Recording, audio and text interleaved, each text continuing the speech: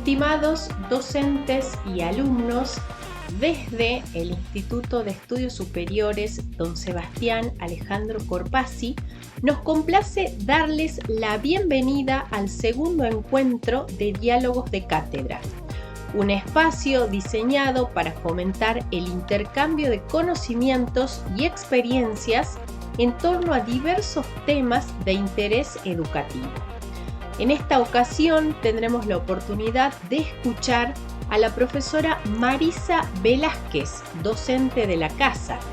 que compartirá sus valiosas perspectivas sobre las danzas folclóricas en la escuela. Estamos seguros de que sus aportes enriquecerán nuestros conocimientos y nos brindarán herramientas valiosas para continuar creciendo como profesionales de la educación. Agradecemos su participación en este encuentro y esperamos que disfruten de la charla preparada para ustedes. Hola, mi nombre es Marisa Velázquez, soy docente del IES Corpasi. Tengo a cargo las materias, las asignaturas de didáctica específica y prácticas de la enseñanza de tercer año del profesorado de danza. Bueno, hoy les traje para compartir un tema que me gusta problematizar y que surge a raíz de los años que llevo dando esta materia y en donde he observado que muchas veces las prácticas áulicas que ocurren en las diferentes instituciones de los diferentes niveles están un poco alejadas o no se ponen demasiado en diálogo con las propuestas curriculares. Entonces, a partir de ello, me gustó un poco indagar para entender cuál podrían ser esas interferencias que empiezan a pasar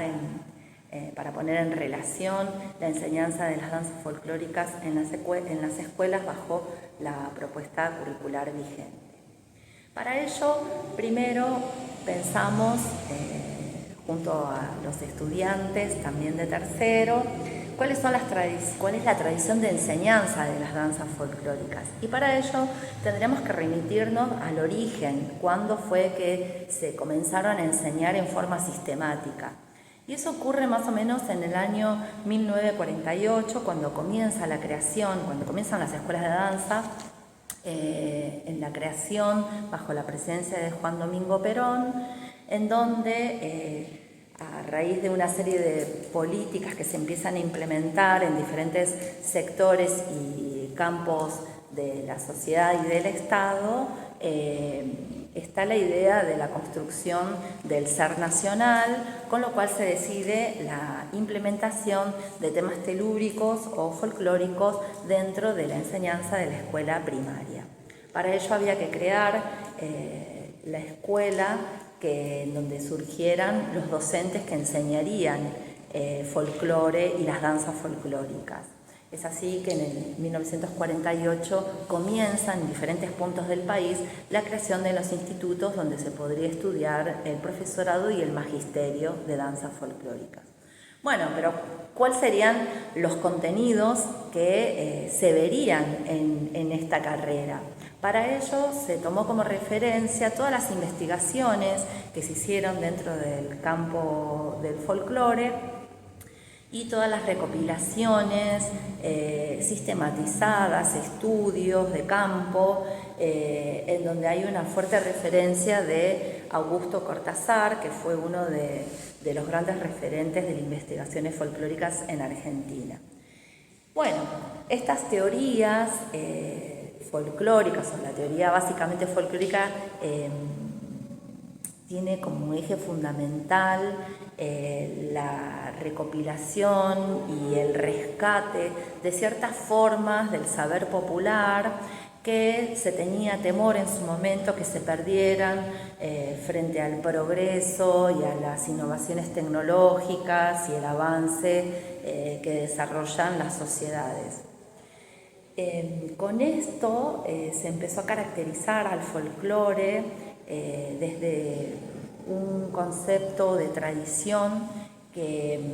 está basado en la transmisión de generación en generación de estas formas, de forma única, por lo cual la enseñanza de manera informal de estos saberes siempre era a través de la repetición o de la memorización de los cuentos, de los refranes, una manera o una estrategia de poder transmitirla desde el pasado hacia el presente. Al momento de sistematizar la enseñanza de estos saberes folclóricos, entre ellos las danzas, estas formas se siguieron conservando. No olvidemos también que las prácticas educativas de mediados del siglo XX también estaban caracterizadas muchas veces por esta idea del saber único, del docente que transmite a los estudiantes, y en el caso de las danzas se implementó la ejercitación a través de la memorización y de la repetición. Aparece a partir del año 2006 la sanción de la Ley de Educación Nacional y luego, más tarde, en el año 2016, la implementación de los diseños curriculares en la provincia. Estas nuevas propuestas curriculares traen también cambios en el enfoque pedagógico que de alguna manera van a impactar a su vez en las orientaciones de la enseñanza también para las danzas. La danza se contempla dentro de la caja curricular, ya no como danzas folclóricas o dentro del campo del folclore, sino dentro del campo de los lenguajes artísticos. Para ello, las orientaciones que se proponen para su enseñanza están relacionadas con la estructura que a su vez propone la expresión corporal. La expresión corporal, que también es una disciplina que nace en la segunda mitad del siglo XX, su maestra fundadora fue Patricia Stokoe, propone una manera de ver al cuerpo y a la educación del movimiento como algo educable justamente, y la estrategia que propone es a través de la vivencia y de la experiencia y cómo a partir de ello nosotros podemos sacar conclusiones, adquirir habilidades y capacidades diferentes relacionadas con el movimiento. Ella desglosa, y bueno, después la expresión corporal en realidad desglosa los movimientos constitutivos de la danza, que seguramente muchos de ustedes ya los conocen, como figuran en nuestro diseño,